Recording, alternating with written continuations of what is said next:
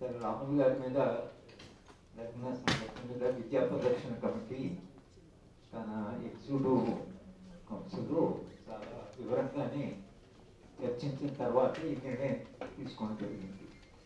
విన్న సంఘాలు ఉపాధ్యాయ సంఘాలన్నీ కూడా ఈ విషయంలో స్పందించడం అంటే సాధారణంగా కాకుండా ఇలాంటి సంఘటన మళ్ళీ పునరావృతం కాకుండా ఉండేలాగా మనం స్పందించవలసిన అవసరం ఉంది. అయితే ఈ చర్చ జరుగుతున్నప్పుడు తిరుపతి గారు చాలా కాన్ఫిడెన్సివ్ రిపోర్టు రాశారు. కానీ గ్రామస్తులు ఏమనుకుంటున్నారు ఈ సంఘటన గురించి అనేది కూడా ఇది చాలా ప్రధానం. తమ గ్రామంలో ఉండే స్కూల్ హెడ్ మాస్టర్ మీద దాడి జరిగినప్పుడు మరి గ్రామంలో ఉండేటువంటి ప్రజలందరూ తమ స్కూలు విద్యాలయ అంటే గ్రామ స్కూల్ అది, మరి గ్రామస్తులు దీని మీద స్పందించవలసిన అవసరం. ఎందుకంటే ఎక్కడ సంఘటన అక్కడ సమాజం స్పందించవలసిన అవసరం ఉంది తక్షణమే. తర్వాత మనం దాంట్లో భాగస్వామ్యమై రాష్ట్ర వ్యాప్తంగా ఉద్యమ నిర్మాణం చేయవలసిన అవసరం ఉంది. ఫ్యాసిజం వచ్చే సందర్భంలో మొట్టమొదట దాని టార్గెట్ విద్యా సంస్థ. ఫ్యాసిజం వచ్చిన ఇటలీలో కానీ జర్మనీలో కానీ వాడు మొట్టమొదట చేసేది విద్యా సంస్థల మీద. విద్యా సంస్థల మీద ఎంత చేస్తారంటే ఫ్యాసిజానికి ప్రశ్నించడం అనేది అది సహించదు, దానికి ఒక అసహనం ఉంటుంది. విద్య అనేదేమో ప్రశ్నించడాన్ని నేర్పుతుంది. కాబట్టి విద్యారంగం నుంచి ప్రారంభం, ఇక్కడ స్కూల్ నుంచి ప్రారంభం అయ్యారు. ఇది విశ్వవిద్యాలయాల్లో కూడా జరుగుతున్నది. బెనారస్ హిందూ యూనివర్సిటీలో మనుస్మృతిని దానం చేశారని 17 మంది విద్యార్థులని, దాదాపు నాన్ బెయిలబుల్ కింద 17 మంది విద్యార్థులు ఇప్పుడు జైల్లో ఉన్నారు. జరిగింది అక్కడ మనుస్మృతి దహనం. 1927లో డాక్టర్ అంబేద్కర్ గారు ప్రారంభించారు. ప్రతి సంవత్సరము మనుస్మృతి దహనం జరుగుతున్నది భిన్న ప్రాంతాల్లో. కానీ ఈ సంవత్సరము ఉత్తరప్రదేశ్లో మనుస్మృతి దహనాన్ని ఒక నేరంగా పరిగణిస్తూ 17 మంది విద్యార్థులు, భగత్ సింగ్ విద్యార్థి సంఘము, నేను కూడా బెనారస్ వెళ్ళి ఈ సంఘము పిలిచినప్పుడు అక్కడ ఈ విషయంలో కాదు కానీ కొంతకాలం క్రితం వెళ్ళాం. వీళ్ళందరూ చాలా కమిటెడ్గా, చాలా ప్రోగ్రెసివ్గా సమాజం మార్పు కొరకని పనిచేస్తున్న సంఘం. ఈ సంఘము మనుస్మృతి దహనం చేసిందని అరెస్ట్ చేసి వాళ్ళని జైలు వేశారు. ఇది క్రైమ్ ఎలా అవుతుంది? 1927 నుంచి బాబాసాహెబ్ అంబేద్కర్ స్వాతంత్రోద్యమ కాలంలో అంటుపెట్టింది. అది దళిత సంఘాలు మనుస్మృతిని అంటుపెడుతూనే ఉన్నాయి. ఈ పద్ధతి ఏదైతుందో, ఈ మొత్తంగా సమాజంలో మార్పు ఏదైతుందో, మతాన్ని గురించి కానీ మత విశ్వాసాల గురించి కానీ మరి ఏమాత్రం విమర్శించినా ఒక అసహనమైన వాతావరణం అనేది సమాజంలో వస్తున్నది. దాంట్లో భాగంగానే రాములు గారి మీద చాలా మంది మిత్రులు మాట్లాడినట్లు రాములు గారి మీద దాడి చాలా వ్యూహాత్మకంగానే జరిగింది. అదేమి చాలా ఏదో యాక్సిడెంటల్గా యాదృచ్ఛికంగా జరిగింది కాదు. ఇది మనకు స్పష్టంగా అర్థం కావాలి. అది మనకు అర్థమైతే ఈ దాడి ఇక్కడ ఆగదనేది కూడా మనకు అర్థం కావాలి. మనం ఉపాధ్యాయ సంఘాలు, ఉపాధ్యాయ లోకాన్ని చెప్పవలసిందంటే ఈ దాడి ఏదో రాములు గారి మీద జరిగితే మనకేం లేక కాదు, అది మీ మీద కూడా జరుగుతుంది, ఎప్పుడైనా అది జరగవచ్చు. మీరు పాఠం చెప్పేప్పుడు ఏ చిన్న తప్పైనప్పటికీ లేదా వాళ్ళ రాజకీయాల పట్ల అంగీకారం లేని ఉపాధ్యాయుడు ఉంటే ఆ ఉపాధ్యాయుడిని ఎలా అసలు దాడి చేయాలో దాన్ని వ్యూహాత్మకంగా దాడులు చేస్తారు. విద్యార్థుల చేతనే దాడులు చేయిస్తారు. ఇది ఒక పద్ధతిగా ఇది జరుగుతున్నది. తెలంగాణ రాష్ట్రంలో భారతీయ జనతా పార్టీ మతోన్మాద రాజకీయాలు ఎలాగైనా పట్టు సాధించాలి అనే దాంట్లో వ్యూహంలో భాగంగా దీన్ని మనము చూడవలసి ఉంటుంది. ఇది అందుకనే ఉపాధ్యాయ సంఘాలను కూడా ఇది తమ ఆత్మగౌరవం మీద తమకు సంబంధించిన, అది కూడా అధ్యాపకులు కాదు, అసలు నిజానికి హెడ్ మాస్టర్ మీద అటాక్ జరిగింది. హెడ్ మాస్టర్ అంటే స్కూల్కి మొత్తంగా అతను ఒక అధినేత, అసలు మొత్తం స్కూల్ అంటే బాధ్యత ఆయన మీద ఉంటుంది. నిజానికి ఒక సంఘటన, బ్రిటిష్ మహారాణి ఎక్కడో ఆమె వెళ్ళి వస్తూ వస్తూ సడన్గా ఆమెకు ఒక స్కూల్కి వెళ్దామని స్కూల్కి వెళితే అక్కడంతా హ్యాట్ పెట్టుకుంటారు కాబట్టి స్కూల్ ప్రిన్సిపాల్ గారు తన హ్యాట్ తీశాడట రాణికి గౌరవంగా.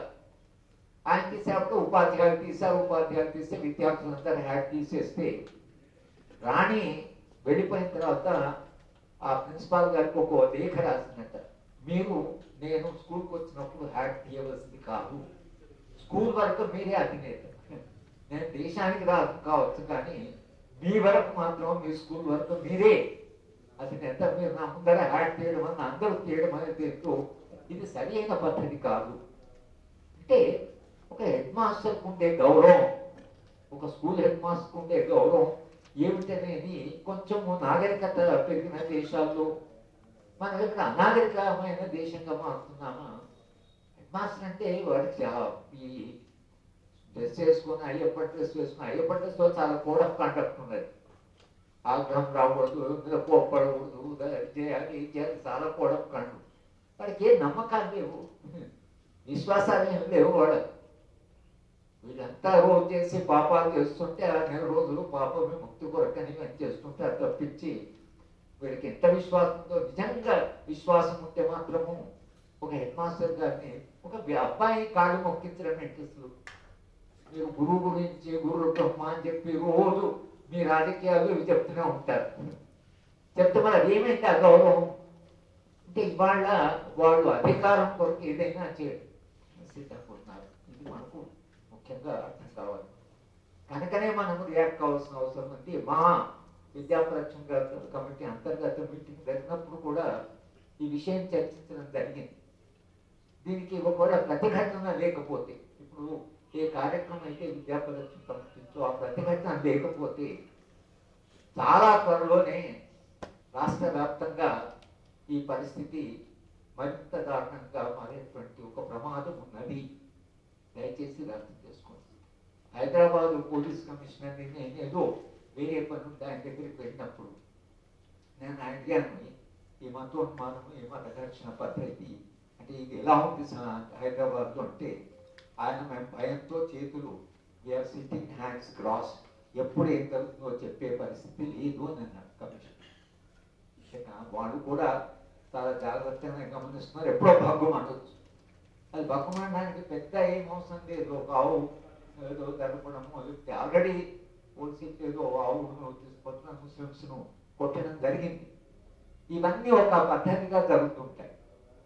కానీ విద్యార్థులుగా, విద్యార్థి రంగానికి చెందిన వాళ్ళుగా, ఉపాధ్యాయులుగా, మేము అధ్యాపకులుగా విశ్వవిద్యాలయం చెప్పొచ్చు కానీ ఉపాధ్యాయులుగా చిన్నపిల్లల్ని ట్రైనింగ్ ఇస్తూ వాళ్ళ మనస్తత్వాన్ని, వాళ్ళ ఆలోచనను ప్రశ్నించే మనస్తత్వాన్ని, ఒక కొత్త సమాజ నిర్మాణం కూడా వాళ్ళు చేసిన పాత్రను చెప్పేటువంటి దశలో పిల్లల ముందర హెడ్ మాస్టర్ చేత విద్యార్థి కాళ్ళు మొక్కించడం అనేది is the worst thing that can happen. వాడు ఏదైనా కావచ్చు కానీ పిల్లవాడు వాడు రోజు కాళ్ళు మొక్కాలని చెప్తారు, మళ్ళీ ఉపాధ్యాయుడు కాళ్ళు మొక్కాలని చెప్తారు. ఉపాధ్యాయుడు చేత కాళ్ళు మొక్కు ఏమి అసలు కల్చర్, అసలు ఈ నాగరికత అసలు వాడు విలువల ఏం విలువలు అసలు. ఉపాధ్యాయుడు పిల్లలు కోప్పడ్డా, మా చిన్నప్పుడైతే మా ఉపాధ్యాయులు మస్తు కొట్టేవాడు. నన్ను కూడా మా మ్యాథమెటిక్స్ టీచర్ కొడితే నేను స్కూల్ పోనని మా నాయన దగ్గరికి పోయి నేను స్కూల్కే పోనంటే, అదే ఆయన నీ మంచి కొరకు నీ మీదేమో కోపం ఆయనకి, నీ మంచి కొరకు వీడు లేవలే. మాస్టర్ చేస్తే లేచి అందరి పిల్లలు లేచి ఇచ్చేస్తుంటే వీళ్ళు లేవలే. ఆయన ఏం చేస్తాడు, ఏంటి వీళ్ళు లేవడం లేదని ఆయన వెళ్ళి పిల్లవాడిని లేపడంలో ఏదో కాలు తగిలింది. కొట్టేవాడు, కోదండం వేసేవాడు, ఎన్ని రకాల శిక్షలు వేసేవాడు. ఇవన్నీ పోయింది, సరే ప్రజాస్వామ్యం అయింది. అంటే నాకు అర్థం కాదు మానసిక స్థితి ఏమిటి, మ్యాడ్నెస్ ఇది, పిల్లల శాడిజం ఇది. పిల్లవాడి కాళ్ళు ముఖ్యంగా హెడ్ మాస్టర్ చేత అది నిజానికి అది ఏ నాగరిక సమాజం కూడా సహించకూడదు. మీరందరూ అన్నట్లుగా ఇది కేవలం రాములు గారి దాడి కాదు. మొన్న రాములు గారు విద్యా పరిరక్షణ కమిటీకి వచ్చినప్పుడు నేను చెప్పాను, ఎంత మేము అనుకున్నాం, మీరు ధైర్యంగా నిలబడింది. మీరు భయపడ్డారనుకోండి, చాలా మంది భయపడతారు. రాములు గారు భయపడలేదట. ఆయన ఇంకా ఇన్ని సంఘాలు ఏంటంటే ఉపాధ్యాయులు కొత్త విశ్వాసం వస్తుంది. ఇన్ని ఉపాధ్యాయ సంఘాలు తమ సంఘ సభ్యులకు చెప్పాల్సిన అంటే రాములు గారి మీద మన మీద ఎప్పుడైనా జరగదు, కాబట్టి దీన్ని మనం ప్రతిఘటించాలి. ప్రతి స్కూల్లో ప్రొటెస్ట్ ఉండాలి.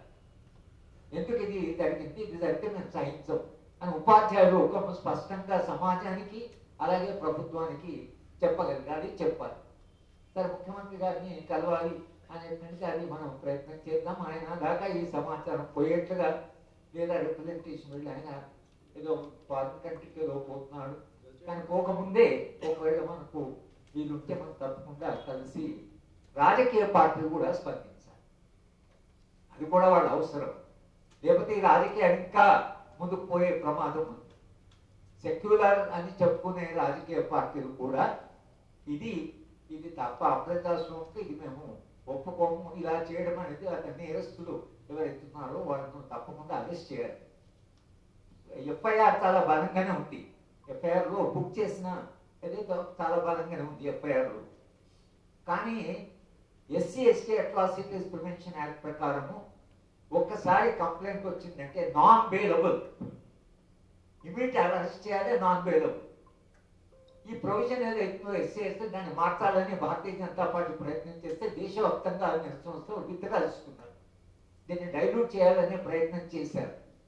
ఇది తయారు చేసినటువంటి ఎస్ఆర్ శంకరన్ గారిని కొంచెం ఇది ఏం సార్ ఇంత కఠినంగా రాశారు, కంప్లైంట్ చేసుకుని అరెస్ట్ చేయడం, నాన్ బెయిలబుల్ అని పెట్టారు అంటే, సరే శంకరన్ గారు చెప్పినట్టు ఒక దళితుడు ఒక భూస్వామి మీద, ఊళ్ళో ఉండేటువంటి ఒక భూస్వామి మీద ధైర్యం చేసి పోలీస్ స్టేషన్కి వెళ్ళి కంప్లైంట్ చేస్తున్నాడంటే ఇంకా వేరే ఎవిడెన్స్ ఏం అవసరం లేదు చెప్పాడు. ల్యాండ్ లార్డ్ భయపడాలంటే నాన్ బెయిలబుల్ అరెస్ట్ అంటేనే వాళ్ళు భయపడతారు తప్పించి చట్టం ఇంత కఠినంగా లేకపోతే డైల్యూట్ అయిపోతుందని చెప్పాడు సార్. చేసిన వాళ్ళు, చట్టం చేసిన వాళ్ళు చాలా కఠినంగానే చేశారు. సరే, కొంత దాన్ని అబ్యూజ్ జరగవచ్చు, మిస్యూజ్ జరగవచ్చు, అది వేరే విషయం. కానీ చట్టం ఏం చెప్తుందంటే ఇవాళ నిజానికి అయ్యప్ప భక్తులు ఎవరైతే ఈ పని చేశారో SC ST atrocity act book చేశారు ఎఫ్ఐఆర్, కానీ అరెస్ట్ ఎందుకు చేయలేదనే ప్రశ్న మనకు అర్థం కాదు. పోలీసు వాళ్ళు కూడా వాళ్ళ జోలికి ఎందుకు పడతారు, మరి ఒక కాంప్రమైజ్ చేసుకొని కొంచెం జాగ్రత్తగా ఉండండి, వాళ్ళ కూడా భయమే, మీరు ఎప్పుడేం చేస్తారు. ఈ మొత్తంగా అసలు నిజానికి సమూహం 300 మంది రచయితలు, తర్వాత కవులు, కళాకారులు వాళ్ళంతా కాకతీయ యూనివర్సిటీలో సెమినార్ పెట్టుకుంటే రాముడు spiritual God versus political God అని ఒకరు మాట్లాడారు. రాముడి పేరు తీశారని ఒక ఇద్దరు పోయి ముందు డిస్టర్బ్ చేశారు, తర్వాత ఒక 100 మంది వెళ్ళి అటాక్ చేశారు. మొత్తం మీటింగ్ పోలీస్ వాళ్ళు మీటింగ్ జరిగే చూడబడిగా క్లోజ్ చేయండి, ముగించండి. అసలు అక్కడ వాళ్ళు కంట్రోల్ చేయాలి. వీళ్ళు సభ జరిగితే మీరు ఎందుకు వచ్చారు, వాళ్ళని కంట్రోల్ చేసేవాళ్ళు వీళ్ళు వచ్చి ఒకసారి పాపం వీళ్ళు కొందరినే ముగించారు. వీళ్ళు బయటకు వస్తున్న కొట్టి మళ్ళీ పోయి పోలీస్ స్టేషన్ వీళ్ళు కేసు బుక్ చేశారు. కాత్యాయనికి వీళ్ళందరికీ ఇప్పుడు కేసు, కొట్టిన వాళ్ళు మీటింగ్ డిస్టర్బ్ చేస్తుంటే ఏం లేదు. కానీ ఇది వ్యూహం. వాళ్ళు ఏం చేస్తారంటే కొడతారు, ముందే పోయి అక్కడ బుక్ చేసుకుంటారు. ఇవి కూడా మనం బాగా అర్థం చేసుకోవాలి. దీని గురించి మనం చాలా ఓపెన్గా మాట్లాడవలసిన అవసరం ఉంది. కనుక దీన్ని మనం వదిలిపెట్టకుండా వాళ్ళని శిక్షిస్తే ఒక వార్నింగ్. అంటే మనము ఎవరైనా ఇట్లా చేస్తే ఏదో మనము కాషాయ వస్త్రాలు వేసుకున్నామను, అయ్యప్ప డ్రెస్ వేసుకున్నామని అని అట్లా కాకుండా చట్టం తన పని తాను చేసుకుంటుంది. చట్టం తన పని తాను ఏం చేసుకోవాలి, చట్టం చేసుకోవడం ఆ పని చేయాలి. చట్టానికి ఏం కాళ్ళు ఉండవు, నడవడానికి ఏదనుకుంటారు. చట్టం తన పని తాను చేసుకోవాలి, చట్టం ఏం పని ఏదో బుక్ చేయాలి. కనుక మనము మీ గ్రామంలో ఒకవేళ అవసరం అంటే మనము ఒక ప్రొటెస్ట్ మీటింగ్ లాగా ఒక ప్రొసెషన్ గ్రామంలో తీసి గ్రామస్తులందరూ చెప్పినట్టు హెడ్ మాస్టర్ కొడితే మీరు స్పందించాలి. ఎక్కడే ఇది దీనివల్ల మిగతా గ్రామాలకు ఒక మెసేజ్ పోతుంది. ఉపాధ్యాయ సంఘాలు చెప్పాలి, ప్రధాన స్కూల్లో హెడ్ మాస్టర్ కాబట్టి గ్రామస్తులందరూ దాన్ని స్పందించారు. అక్కడి నుంచే ప్రారంభం కావాలి, కింద నుంచే ప్రారంభం కావాలి. అక్కడి నుంచే ప్రారంభమైతే కొంతవరకు మనం ఉద్యమ నిర్మాణం కింద నుంచి దీనివల్ల కొంత చైతన్యం పెరుగుతుంది. దళిత చైతన్యము తెలంగాణలో సాధారణమైన చైతన్యం ఏం లేదు, కానీ దళిత సంఘాలు కూడా ఇది తమ ఆత్మగౌరవం మీద ఇది ఒక దాడి అని అనుకునే దళిత సంఘాలు కూడా మొత్తం రాష్ట్ర వ్యాప్తంగా రియాక్ట్ కావాలి, ఉపాధ్యాయ సంఘాలు రియాక్ట్ కావాలి, సమాజం రియాక్ట్ కావాలి. ఈ దిశగా మనము ఈ 5-6 సలహాలు అయితే విద్యా పరిరక్షణ కమిటీ మీ ముందు పెట్టిందో దానికి ఉపాధ్యాయ సంఘాలు స్పందించి మీరు దయచేసి ఇది మీ సమస్యగా ఇది మన సమస్యగా తీసుకోవాల్సిందిగా మేము విద్యా పరిరక్షణ కమిటీ తరఫున మిగతా ఉపాధ్యాయ సంఘాలకి, విద్యార్థి సంఘాలు వాళ్ళు చాలా కీలకమైన పాత్రను నిర్వహించగలరు కనుక వాళ్ళు కూడా చేస్తే మనం ఒక ఉద్యమ నిర్మాణం చేయగలిగితే ఈ దారుణాన్ని ఆపగలము. లేకపోతే ఈ దాడులు పెరుగుతాయి. నాకుంటే అవగాహనతో నేను చెప్తున్నాను, దాడులు ఒక చోట జరిగిన తర్వాత ప్రతిఘటన రాకపోతే ఆ దాడులు విస్తృతంగా వస్తాయి. అక్కడి నుంచి వాళ్ళు రేపు ఎన్నికల దాకా ఈ ఒక ప్రజాభిప్రాయాన్ని క్రియేట్ చేయాలని అనుకుంటున్నారు.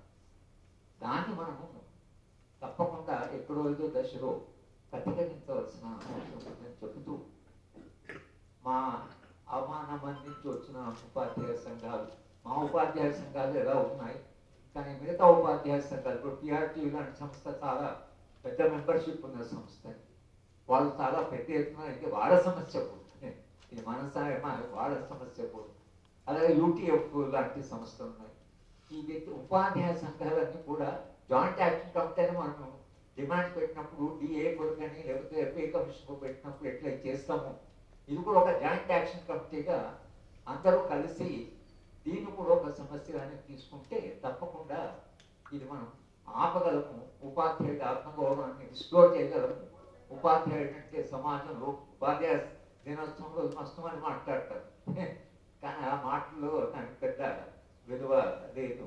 కానీ ఉపాధ్యాయుడు అంటే మనం అర్థం చేసుకుంటే మన అబుల్ కలాంని మన ప్రెసిడెంట్ ఆఫ్ ఇండియా అని ఒక ఆయన ప్రెసిడెంట్గా టర్మ్ అయిపోయిన తర్వాత మీరు మిమ్మల్ని ఎట్లా గుర్తుపెట్టాలనుకుంటున్నాను సమాజం, చరిత్ర మిమ్మల్ని ఎట్లా గుర్తుపెట్టే ఒక ఉపాధ్యాయుడిగా నన్ను సమాజం గుర్తించాలి, చరిత్రలో నన్ను ఉపాధ్యాయుడిగానే సమాజం ప్రెసిడెంట్ ఆఫ్ ఇండియా కాదు. ఉపాధ్యాయుడికి ఉండేటువంటి గౌరవమే వేరు. కానీ వాళ్ళ పరిస్థితి ఈ మతోన్మాద రాజకీయాలు అన్న ఇంకా పరిస్థితి తిరగలుగుతున్నది. ఇది మనం గుర్తించి ఉపాధ్యాయ ఉద్యమాన్ని నిర్మిద్దాం. విద్యా పరిరక్షణ కమిటీ తప్పకుండా ఇలాంటి సంఘటనలు జరిగినప్పుడు ఆ ఉద్యమ నిర్మాణంలో భాగం